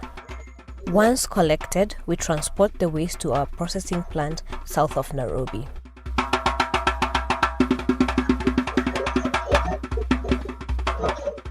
We then convert this waste into a variety of end products to improve the lives and well-being of Kenyans around the country. Through anaerobic digestion, we produce biogas to power our production plant and other operations, which reduces our reliance on existing resources and our environmental impact. Using the waste we collect, we produce an insect-based animal feed called Pure Protein. We sell the pure protein to feed millers. Our customers appreciate our product because it's consistent and of high quality, and it's superior to fish meal, which is the leading protein input in Kenya. High in nutrients and protein, Pure Protein helps animals stay healthy and growing. We convert the waste into Evergrow organic fertilizer, which we sell to farmers throughout Kenya. Evergrow restores soil health, increases crop yield, and that means the farmers can get more money and feed more people. Kwa majina naitwa Lewis Mbogwa Ngondi. Sana sana mimi ni mkulima wa nyanya. Kulima ni kitu cha muhimu kwangu sababu ndio uwe inaniwezesha nipate pesa ya kusomesha watoto na kuendelesha familia. Organic fertilizer ni mara yangu ya kwanza kutumia. Kwa hivyo naweza sema nimeitumia kwa miezi kama 3 hivi 4. Inasaidia mmea iweke matunda mingi. Kama ni nyanya unalima inasaidia mmea iweke matunda nyingi. Kitu ya pili, fertilizer ya Evergrow iko na bei ya chini. Wakati huu nimetumia Evergrow natarajia mavuno zaidi juu mmea mwenyewe umeweka matunda zaidi. Through our innovative zero waste model, we are pioneering an integrated waste management solution for growing cities. Nairobi is a booming urban area with a bright future, and we are here to make this city and over 1,000 like it clean, healthy, and prosperous for everyone. All right, so lots of interesting things to talk about there. One is that, again, going back to the whole concept of white supremacy, often when you have those NGOs or sometimes the consultant engineers from Europe, when they go to Africa or India or parts of the global south, they go with a European mindset and say, oh, what you need now is a 50 billion sewage system, which we'll build for you, and we'll connect all your properties and houses to the sewage system that we'll build, and then we'll build a massive kind of recycling place, etc. Whereas what you just saw there could be, or actually is, a much more efficient and indeed cheaper solution. But the average British engineer is not going to go to, I don't know, wherever it is, Southern Africa and think of that solution, because they've been trained in what the great stink of London and the idea of building this massive infrastructural kind of connecting sewers, etc. That's what they're used to. That's their mindset. Whereas it might be that in Kenya or Tanzania or India or Ceylon, there needs to be a different approach to handle that situation. And in fact, if you look at that situation there, they've been able to literally recycle all of that waste material and indeed make money from the waste as opposed to the waste costing money. So it's quite revolutionary, but I'm fairly sure you probably did not hear on ITV News, BBC News or NBC News.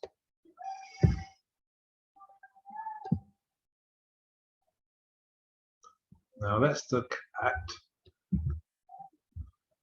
the slum thing, because again, in that clip there, you saw illustrations of what are referred to as slums, but we're going to look at how these slums got to be there, exactly how they were created, and by whom and why.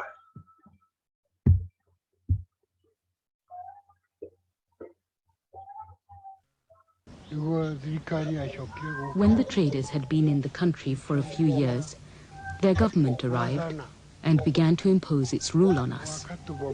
Forts were set up around the countryside, at Dagoretti, Kiambu, Nyeri, and so on. Soldiers were stationed in these forts and were used to control the people.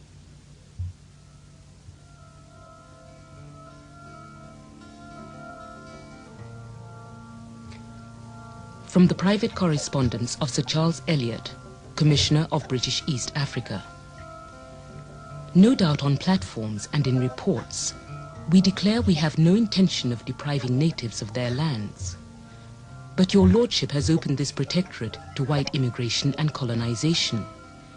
And I think it is well that, in confidential correspondence at least, we should face the undoubted issue. That is, that white meets black in a very few moves. There can be no doubt that the Maasai and many other tribes must go under.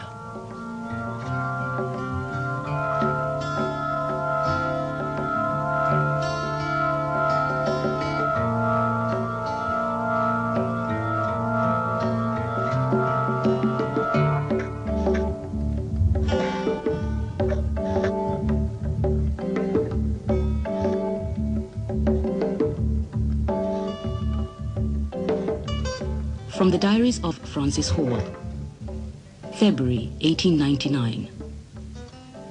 We proceeded to march quietly through the country, sending columns out to burn the villages and collect goats. We destroyed a tremendous number of villages, and after 14 days, we emerged on the plains to the eastward, having gone straight from one end to the other of the disaffected districts. We captured some 10,000 goats and a few cattle, and this on top of the previous expedition must have been a pretty severe blow to them.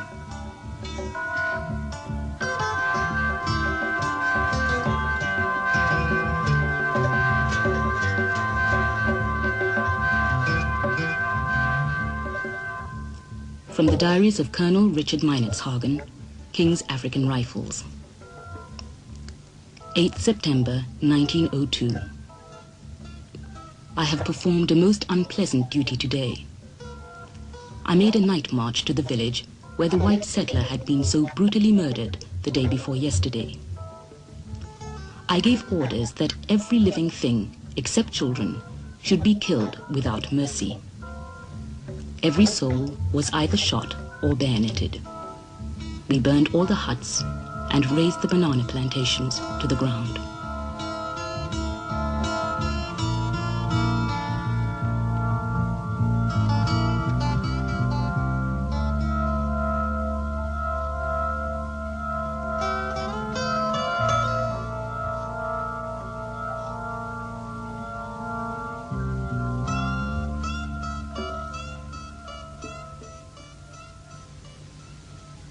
May 1905, Sotik. 92 killed, 2,000 cattle, 3,000 sheep and goats captured, 14,000 rounds rifle ammunition used, and 2 Maxim guns.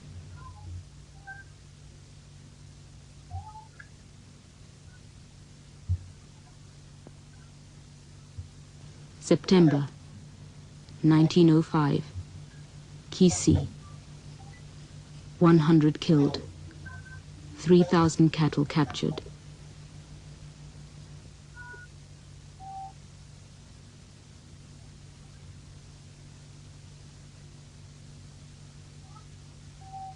January 1906, Nandi. 1,100 killed, 16,000 cattle, 36,000 sheep and goats captured.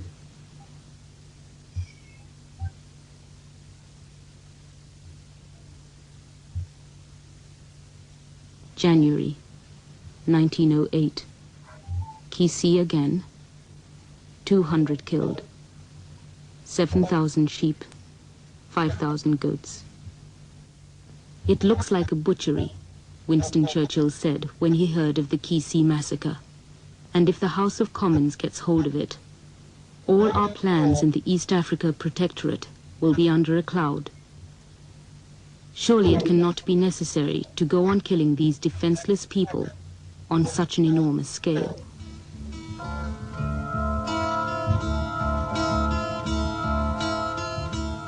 For the people of Kenya, the price of the Pax Britannica was high. The slaughter of thousands, the forced resettlement of whole tribes outside their traditional areas, the destruction of tens of thousands of homesteads and villages, and the confiscation of hundreds of thousands of cattle, sheep, and goats.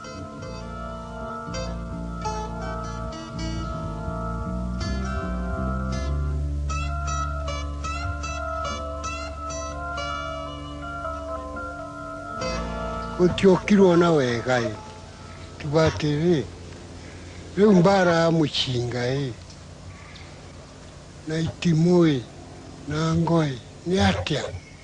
The government did not come peacefully, but what was a spear to a gun? There was fighting, and people were killed. But Europeans won because they had guns.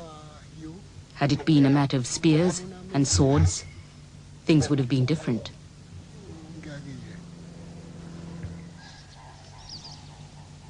In the first 10 years of British involvement in Kenya, more than a third of the colony's budget went into military operations. By 1915, every major tribe had faced at least one so-called punitive expedition. This was the foundation on which 70 years of colonial rule were based.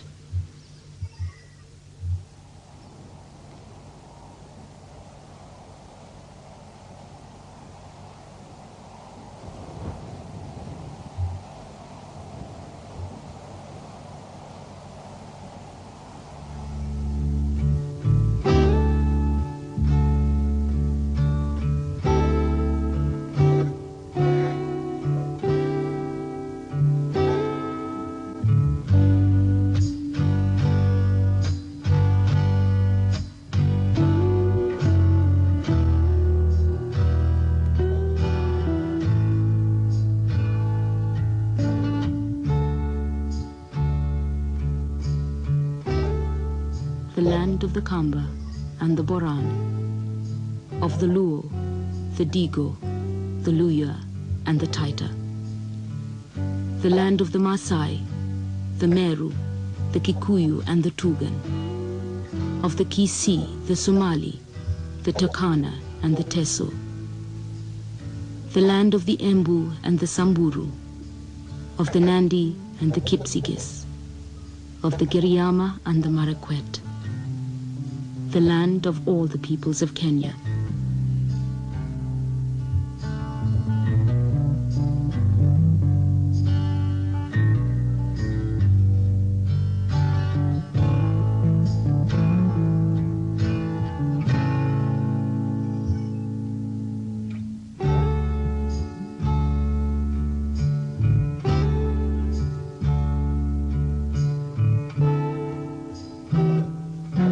I have great hopes that the punishment of the Sutik will bring the Kisii to reason, remarked Commissioner Stewart in 1905. It is most important to open up this part of the protectorate, which is well adapted to European settlement.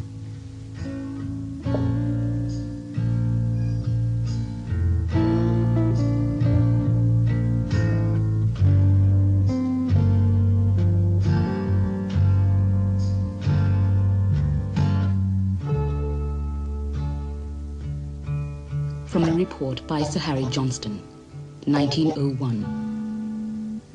Here we have a territory, now that the railway is built, admirably suited for a white man's country.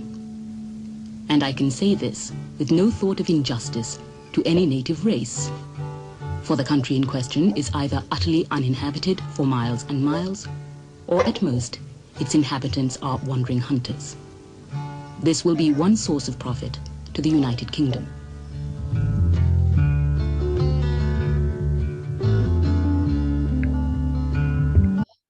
All right, so that spoke for itself. In a nutshell, when you see those images of slums in Kibera, Kenya, or Uganda, or South Africa, for the most part, they were created by the British, or the French, or the Spanish, or the Portuguese, in that, just as you saw here in Kenya, in this case, the British went to land that was occupied by the native indigenous African people, be it Kikuyu or Luo, whichever group that was already living there. And all those huge expanses of land you saw on camera, that is where they were living initially before the Europeans got there and then killed them off in hundreds of thousands and stole their land and also stole their wealth. Now, once they were dispossessed of the land, they were then forced to move to inner city or city areas like Nairobi, in particular like Kibera in Nairobi, because don't forget, there was apartheid in Kenya too. We know about apartheid in South Africa, but in Kenya, if you're black, you couldn't live in certain areas. You had to live in these so-called, or these slums. You were pushed into these very small areas that were not kind of built with consideration for hospitals, schools, or sanitation, and you were condemned to live there. And then you were accused of being of living like savages, so to speak, because it was designed that way. So those slums that you see, most of the time, those slums were caused by this mass extermination of the people who already had the land, who were then robbed of their land, robbed of their wealth in the form of cows and cattle and goats and sheep. And then as dispossessed people with no money, they then had to work in these urban areas for white people in factories or indeed plantations. So sometimes you might have a piece of land in this certain area, you get kicked off that land, your money is stolen from you, you're forced to live in this slum in Kibera, and then the white people who now own that land make it into a pineapple plantation and offer you a job at starvation wages on that same land that belonged to you. To give an example, all you got to do is check out the history of Del Monte. So just Google Del Monte, it's Delmonte. They own one of the biggest pineapple plantations in Africa. It's actually in Kenya. And that land that they have their pineapple plantations on was originally stolen from the native East African people. Same thing goes for a lot of the teas that we drink in the UK. When you think about PG Tips or Brook Bond or all those other tea types, they're very often farmed in Kenya on land that was stolen from the Kenyan people. So going back to the topic, white supremacy in your toilet, that lack of sanitation in those slums, in fact, the very existence of the slums was caused by colonization. Oh, by the way, that documentary is called Kenya, a White Man's Country. It's called Kenya, a White Man's Country, produced in association of Kenyans back in the 1970s. In fact, that was actually banned. Check this out.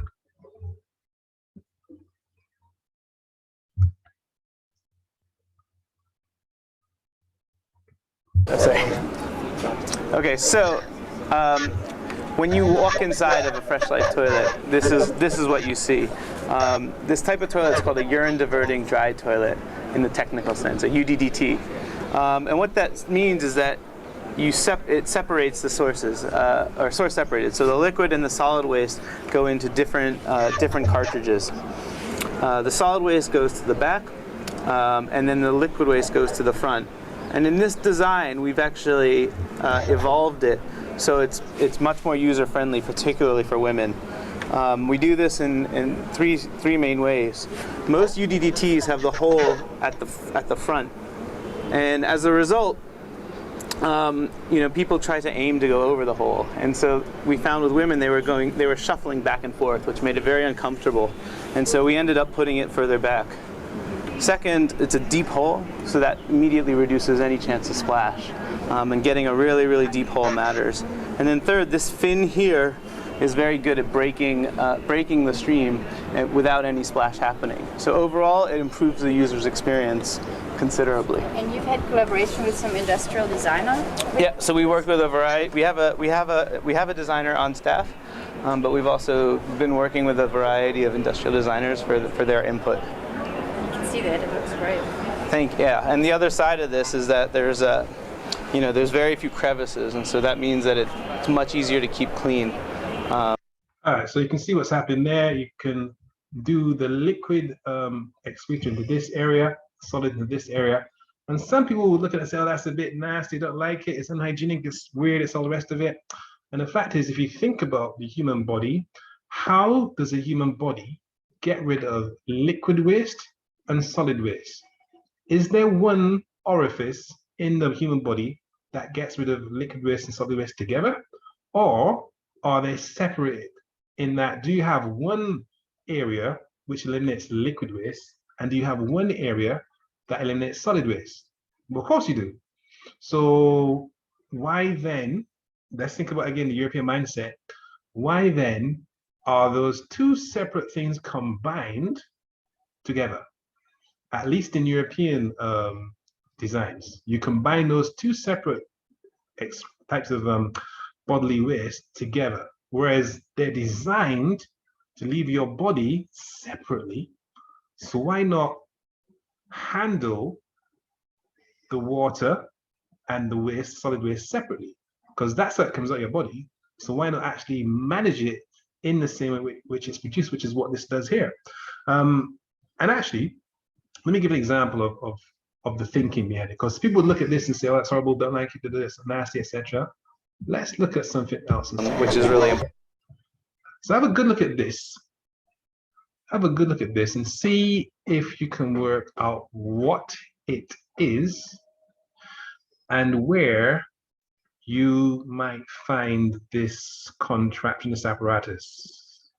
What is it, and where is this type of equipment used? And I can give you a big old clue. This is a toilet, first of all. So you got a backrest, you have a big hole for the solid waste, and at the front you have a yellow cone for the liquid waste. So again, this is separating the two different types of excreta. The liquid and the solid are two handled separately. Now, who would come up with this kind of weird, crazy, primitive, backward, very odd design? Well, that's who. This is the Russian Mir space station toilet, which was set up, I think, in the 70s or 80s. So this is a toilet you can use right now up in outer space, which separates the solid waste from the liquid waste. So if it's good enough for use in outer space, why not use it in the actual Earth environment? These waterless high-tech toilets could be the answer to urban Africa's waste problems. This is from Quartz Africa. Let's check out what we're chatting about. Problems with current designs. Every flush by a typical toilet sends about 6 to 16 liters of water, 16 liters of fresh water to wastewater treatment centers. That's a lot of water. The average total water consumption per person in Africa is about 20 liters a day. Separate waste. Our idea when it comes to improving toilets is to view urine and feces as a resource instead of a waste. Nutrients from human waste, which can be used as fertilizers to grow crops, can be removed during the treatment process through better management and technology.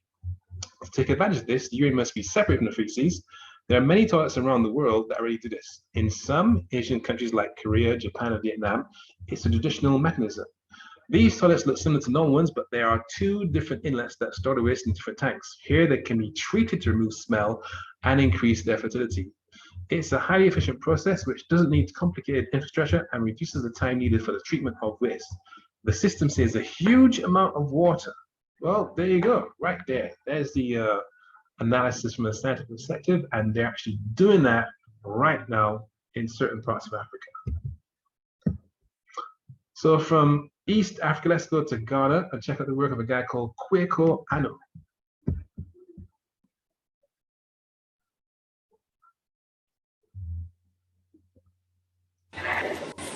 Waste management remains a major challenge for Ghana.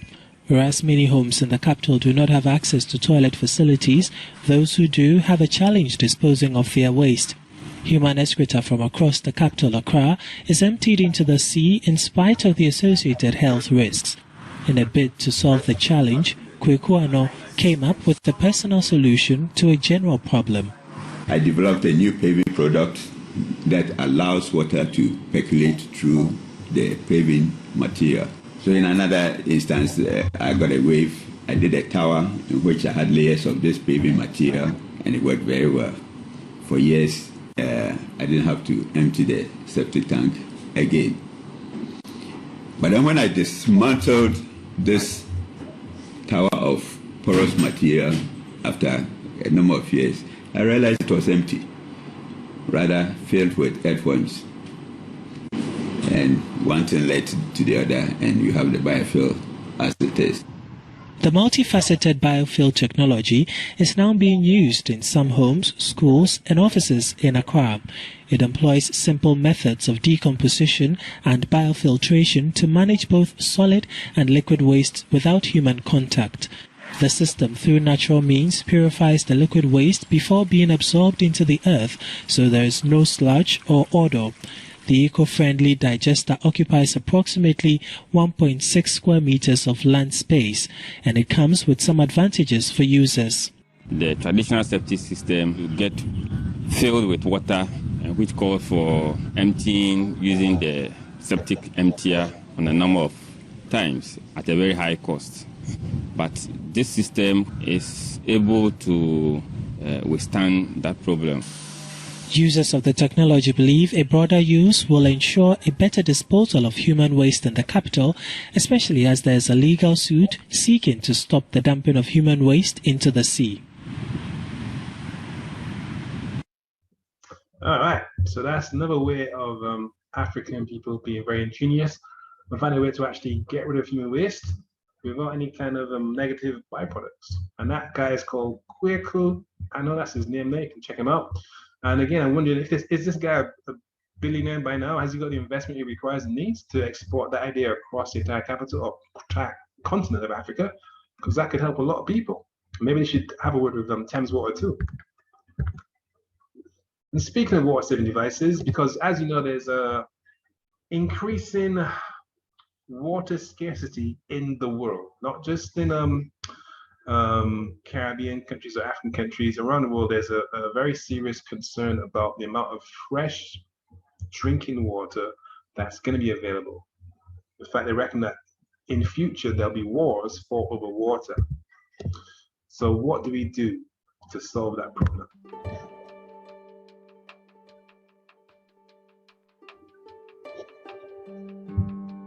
There is plenty of rainfall in our geographic area, which is freely accessible to everyone.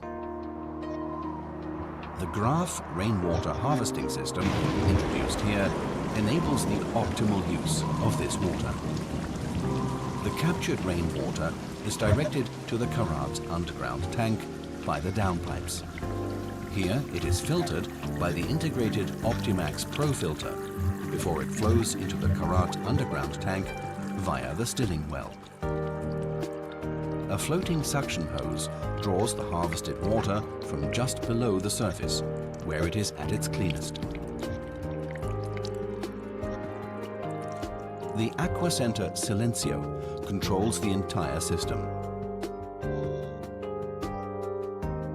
When the tank's reserves are empty, the system will automatically switch to mains water supply. The control unit Aquacenter Silencio provides for the demand-responsive supply of water from the underground tank. Rainwater can be used in many applications where the water cannot be ingested. This includes laundry, toilet flushing, general cleaning in the home, and garden irrigation. This way you can reduce your mains water consumption by up to 50% and improve the environment. 50% with that particular system, but this is the thing, right? It's presented in European areas as something new and revolutionary and strange. Well, not strange, but something really kind of cutting edge. But if you go to places like Antigua in the Caribbean or the Virgin Islands in the Caribbean, or indeed Barbados, you find that in BVI and Antigua, they already have homes that have their own water collection system. So they actually tell people, they encourage people to actually have what they call a tank, and a tank will collect water from your roof, and then you use that water to wash your car, wash your clothes, and do gardening. They have the Antigua, British Virgin Islands, other parts of the world, and it's now being encouraged in Barbados because Barbados has a serious water issue, and St. Lucia too, actually, right now. So those sort of things are being done right now in the Caribbean. This concept has not really embedded itself in European ideas or American ideas, but it's a very simple, very straightforward, very easy way to save water, to save money as well, actually, and improve the environment. So we should be asking ourselves, how come more people aren't doing this? But some people have a very unique way of saving water. What they will do is they will not wash their legs when they have a shower. Now, you might think I'm just talking nonsense. This is from 2019, the Great Hygiene Debate. Twitter poll asking people if they wash their legs in the shower divides the internet as a surprising number of users admit they don't ever bother. That's what it says. This is 2019. This is a big deal. You might have heard of it, but if you're in London, or England, I should say, this was all over the news. It was in the Daily Mail, the BBC, Channel 4, and there was a big debate. People were actually arguing that you don't need to, or that you should not wash your legs because the water runs down there anyhow. Now, in case you don't believe me, let's look at some more evidence. Here's a couple of tweets. I don't like use soap on my whole body when I shower. I don't think I'm gross. I pretty much just wash my face and my armpits with soap. And I shower like once or twice a week. Laugh out loud. I think it's fine. All right then, Sophie. Well, okay, good for you, Sophie. Let's see what else is out there. All right, this has already sparked a lot of talk here and brought up a follow-up question. Do you wash your feet? I'll admit I don't usually wash the bottoms of my feet because A, they're already in all the soapy water at the bottom, and B, it makes it scary slippery. Your thoughts? What is going on with white people confessed on Twitter that they don't wash their legs, feet, etc. in the shower and just let the water flow do the work? Is this why most people of color get my whole towel thing, and white people were confused, thought it was crazy. I have a confession. I only started washing my legs after the white people don't wash their legs discourse. So these are real tweets from real people saying what they're saying. Let's hear people actually say it out their mouths. Now check this out. Have a good look at this. A Twitter poll about shower habits went viral this week after a man confessed to never washing his legs. Results revealed that around 80% of people wash their legs every time they shower, but 20% said it wasn't necessary. And I don't know what you think, I think it's disgusting. I always wash my legs in the shower. How else are you going to get all the piss off?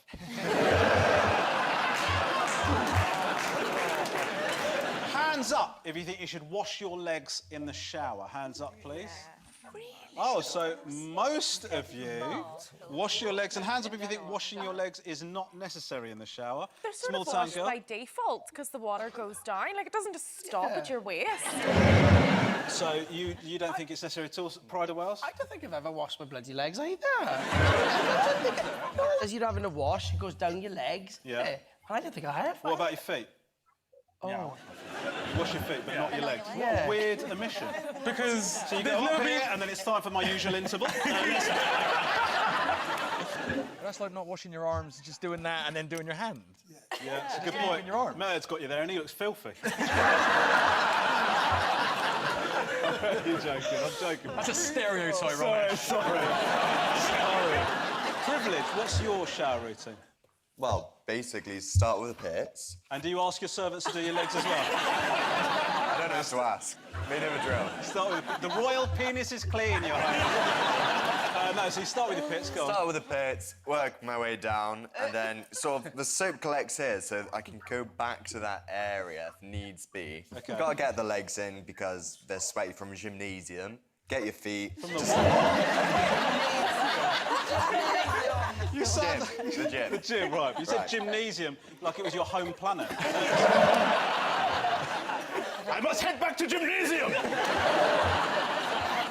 No, go on, sorry, go on. So you do wash your legs, basically? Yeah. Yes, can't wait to vote. No one really washes their ears. Pardon? No one really washes their ears. OK, I wish I hadn't said pardon then, that was awful. What makes you say that? I don't know, it just occurred to me. I was looking at you and I thought, actually, no.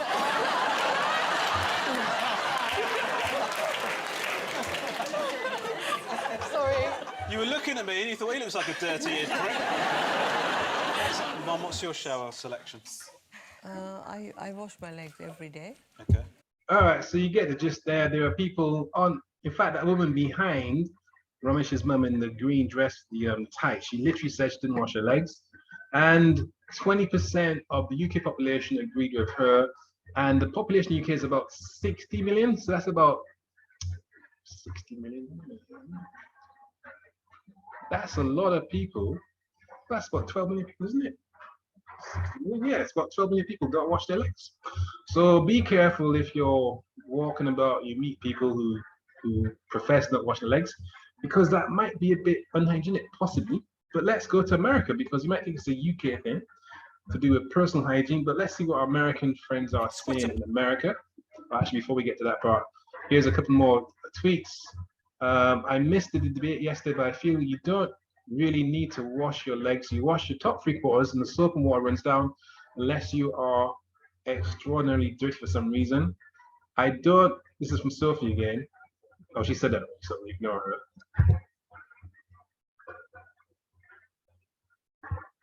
Okay, you can read it for yourselves. There's a lot of people who don't wash their legs and they're quite happy with that position. But now let's go to America. So this is again the same month, same year, but in America. And listen to what these ladies say about washing their legs, or not, as the case may be. She is on Ellen today. Her first talk show interview in 2 years, which I cannot believe. I can't believe it either. She should come on this show.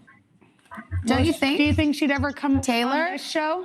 Why not? Why not? Producers say yes. Why not? So Ellen asked her about the latest debate dividing the internet, which Savannah and I didn't even know about. No idea. So do you wash your legs in the shower?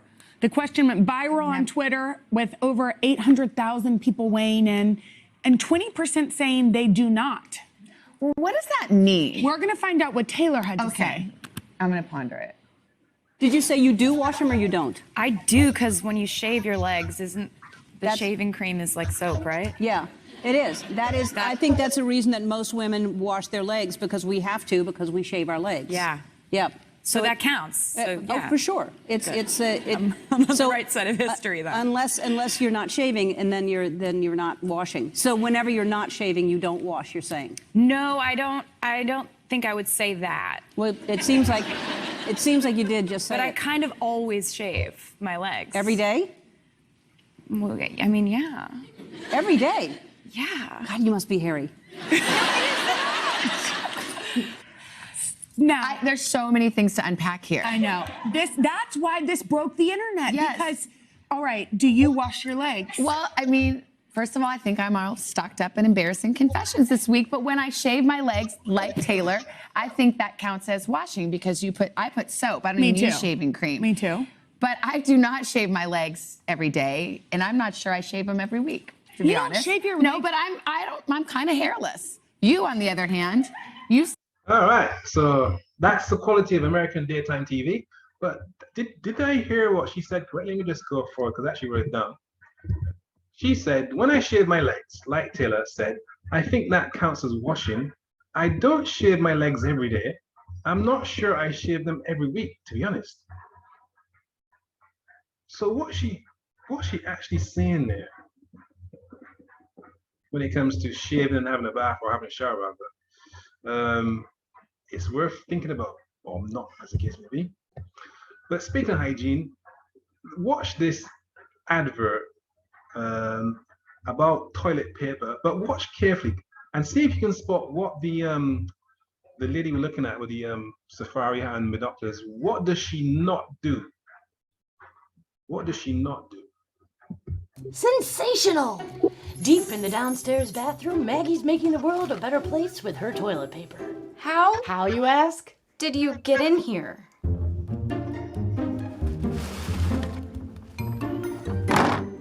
You see, most toilet paper is made from cutting down trees.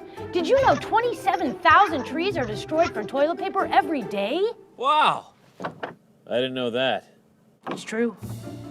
Maggie gives a crap about the environment, which is precisely why she won't settle for regular toilet paper.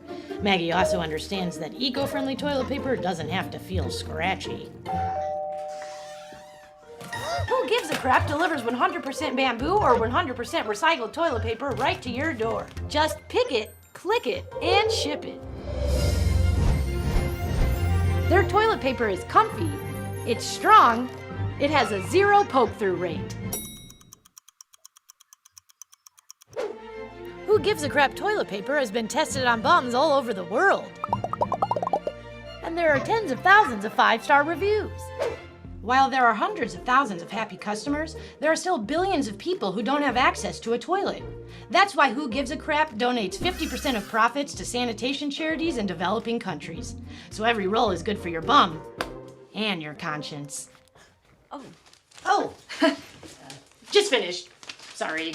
You can go. It's your house. I'm just gonna, Head to whogivesacrap.org and start wiping like you give a crap too. And with a 100% money-back guarantee, why not take the plunge? Oh. That's www.whogivesacrap.org. All right, so on a lighter note, that is some toilet paper that is environmentally friendly.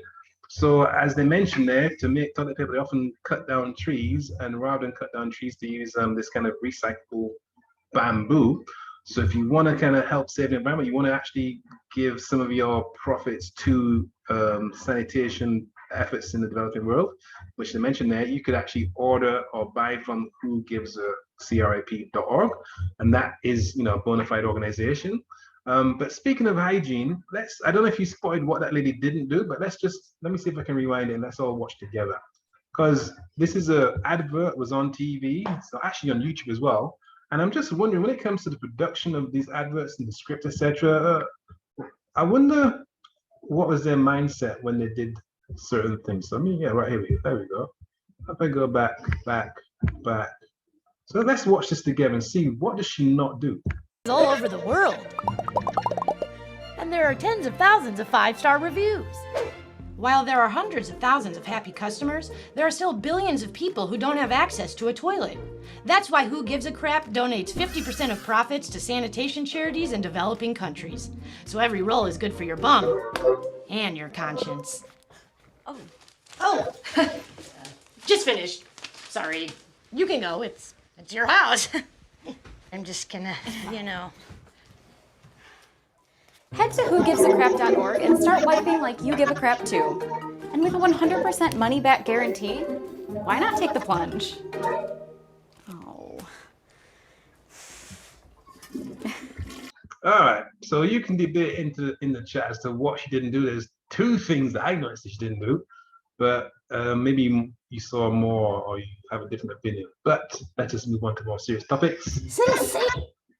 Price of safe water for all, $10 billion, and the will to provide it. That's from the New York Times in the year 2000.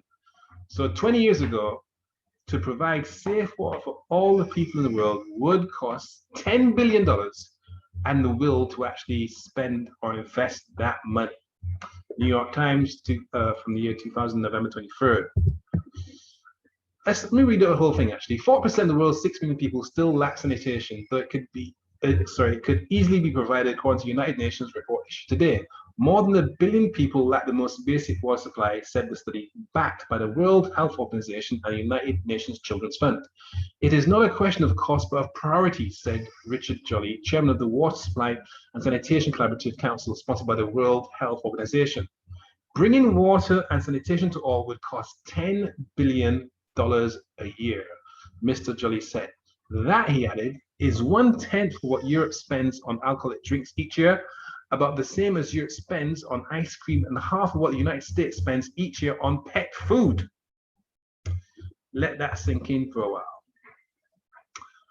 Moving faster would pay big dividends in lives saved, the study said. Safe water and sanitation could cut 1/3 of the number of diarrhea cases every year, currently 4 billion worldwide, resulting in 2.2 million deaths, which could be avoided for the cost of $10 billion a year. And just in case you can't imagine how much $10 billion is, let me give you a couple of examples of what $10 billion, or rather even $1 billion, looks like. So check this out now. How much for a yacht? Let's have a look.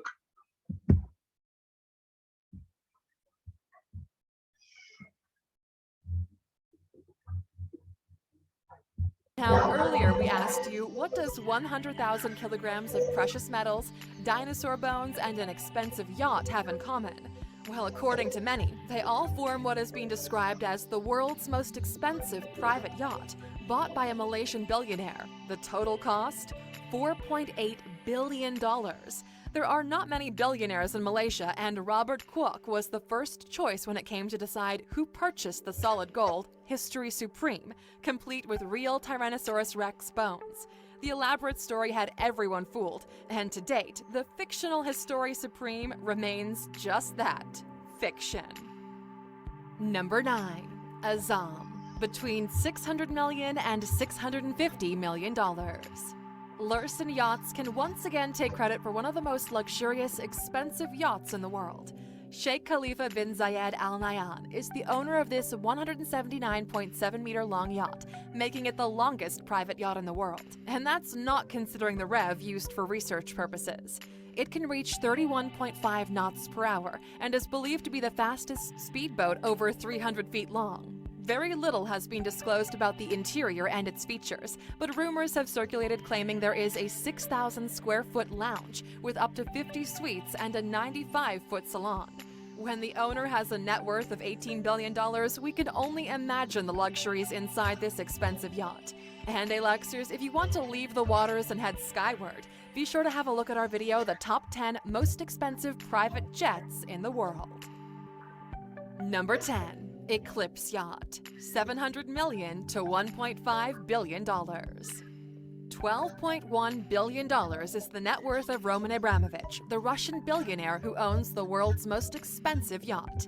This luxurious vessel boasts 2 helicopter pads, cabins for 24 guests, a dance floor, swimming pools, and several hot tubs. Among many other titles, Abramovich is the owner of Chelsea FC. The German-based Blohm + Voss took 5 years to get this beauty into the water, with her length reaching 162 meters and a maximum speed of 25 knots. She won Motor Yacht of the Year in 2011 at the World Super Yacht Awards. The Eclipse can store 150,000 liters of fresh water on board. During the yacht's construction, the German team called it Project Luxury Yacht M147, and the design and construction were kept top secret.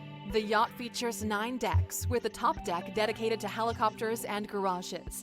There's a swimming pool and a sun deck on level 8, and level 7 has another pool, an atrium, and an open deck. The other levels feature the main dining halls, salons, cabins, a small club, gym, jacuzzis, elevators, 6 tenders, private submarine, and a hangar. Each room has a 6-foot cinema screen with its own security systems. The master suite takes up the entire 5th level, which spans across 5,000 square feet. You'll never feel concerned about pirates when sailing in this expensive yacht, because safety features include motion sensors, bulletproof glass, anti-ballistic missile defense, and an anti-paparazzi system, which can detect a digital camera and disrupt the photograph. What's more, you can charter this exquisite vessel for about $3.5 million a week. And Alexers, that's a wrap on the top 10 most expensive. All right, so long story short, Roman Abramovich, the Russian oligarch billionaire, could solve the water and sanitation problem in the entire world if he wanted to. Just him by himself. Now, this has been White Supremacy in Your Toilet. We're from Black History Walks, and that is the end of the presentation. We'll take about a couple of questions for about 5 minutes or so, so I'll stop sharing the screen and take questions from the audience. If you want to ask a question, just put it in the chat. We'll take questions for about 5, maybe 10 minutes at the most, and then we'll kind of switch off the stream. So, any questions, just type in the chat.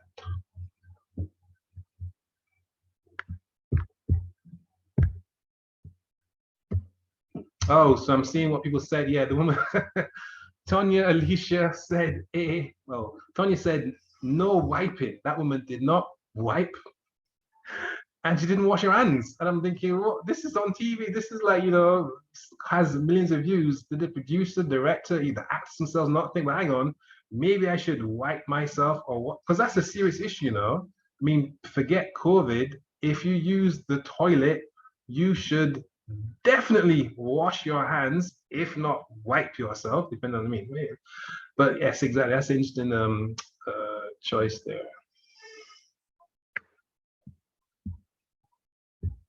Let's see. To space. We should go up.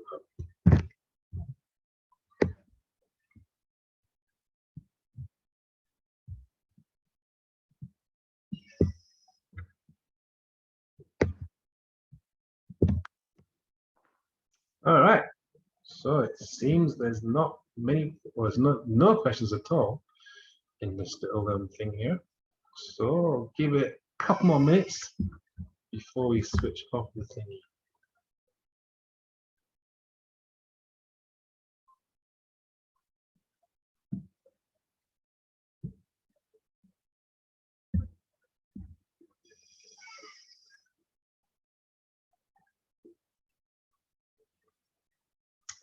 Robin says, thank you. Well, thank you, Robin, for turning up.